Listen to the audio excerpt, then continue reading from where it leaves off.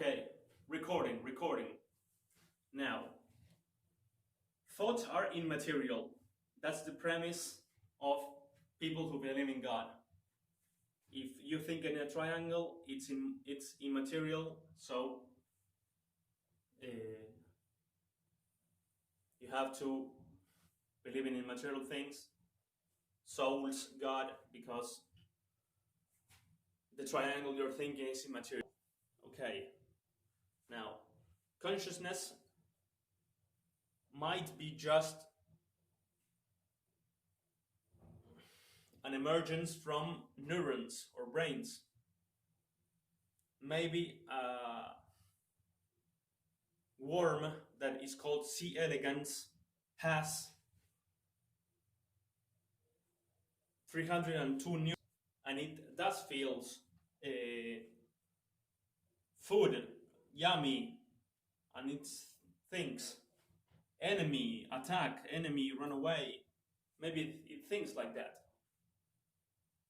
Maybe. And it's just an emergence from neurons. We don't know. We can't ask the C. elegans if he thinks. He doesn't understand language. Maybe we'll feel what the worm feels if we have brain-machine interface, nanobots that go into our brain, or we transform biology into a artificial biology that can connect to the internet. And if we make worms that have that artificial biology and connects to the internet, we can feel what they feel.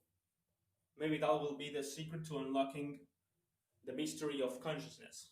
Maybe the worm will feel what we feel, but in less degree because he has less neurons. He can just feel sex, running away, and food. Okay. Now,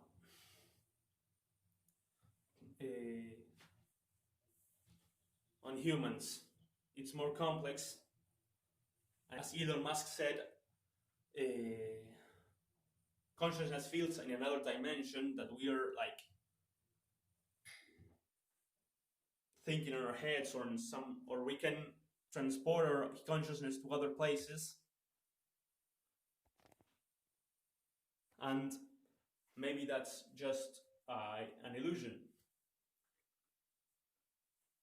What is true is that if you damage your prefrontal cortex, the part that is ahead of you, you lose qualities of your consciousness.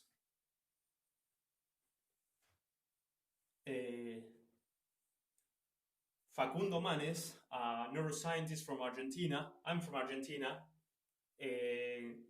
says that Phineas Gate, I